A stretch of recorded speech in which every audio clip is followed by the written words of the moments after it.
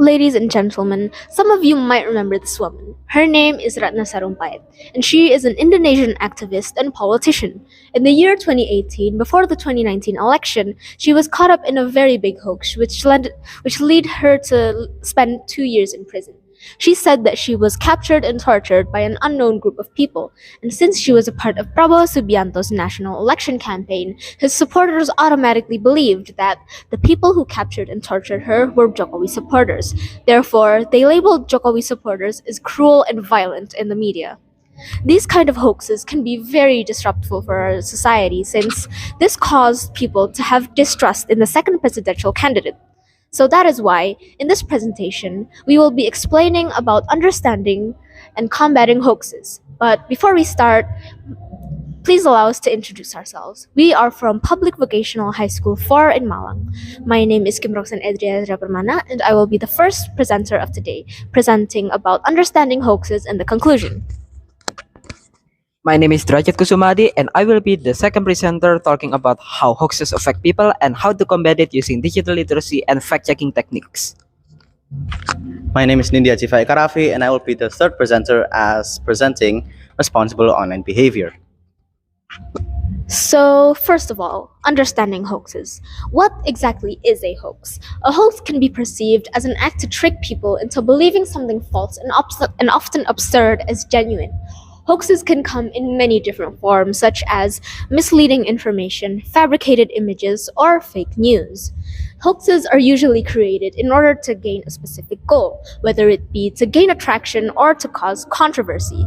In this day of age, in the digital era, hoaxes get the chance to spread even faster than ever before through popular online platforms such as social media. Let's take, for example, in 2020, the Indonesian police force were accused of kidnapping 15 people, which, after doing some research, was not true at all. Another common example would be that vaccines cause autism, which completely contradicts all scientific research that has been done on this topic.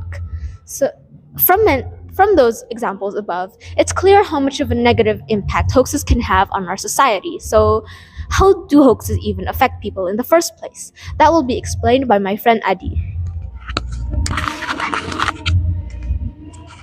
Okay, so I will be discussing about how hoaxes affect people. Hoaxes can affect the people and our society in a bad way because it can be used as a weapon against an individual or a group by spreading false information about them. This can create an unharmonious society and even political unrest, added to the fact of delusional society. Now, why do hoaxes spread in the first place? Hoaxes spread because of our heavy reliance on social media. Take an example. TikTok have a rumors that in November 2023, World War III will start. And obviously, that did not happen. And if you think about it, why would a government stand by if a secret information about them is leaked? That is just nonsensical. And obviously, we can already see the discrepancies, the hoax from there.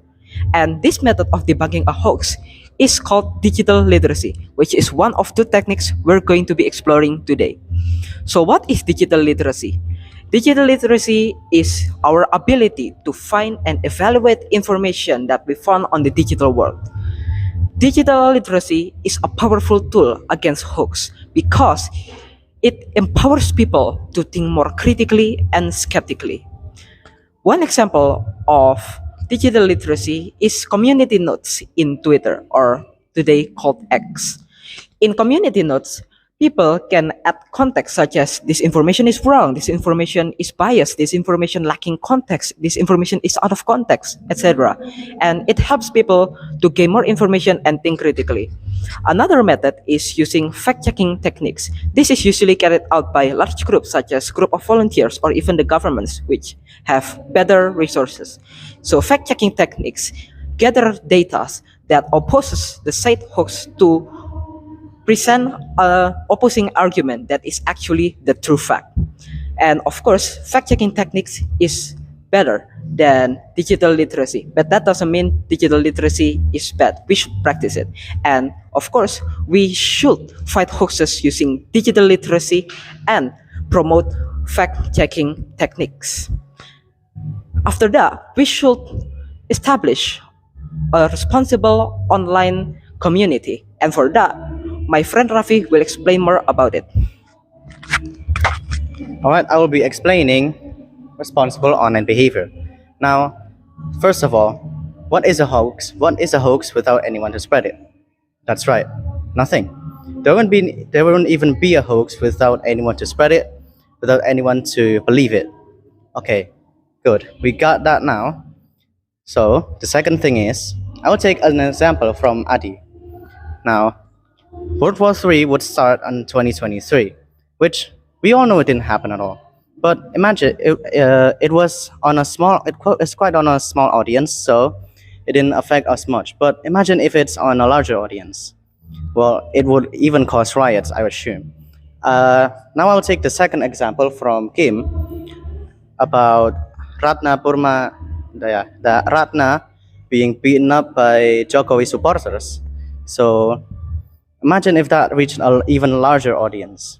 That would absolutely mess up the presidential elections, and we might not even be here. So, in summary, responsible online behavior is quite crucial in this moment of time, and in this age where every single information flows so hasty, and we don't really know unless we fact check it as mentioned, and we get some digital literacy. Now, I will pass the conclusion to Kim.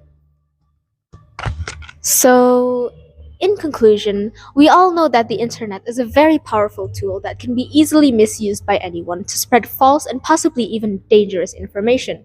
In order to combat these hoaxes, we must learn how to practice digital literacy and to fact check everything we see on the internet. So, so all in all, let's make the internet a place to gather real information.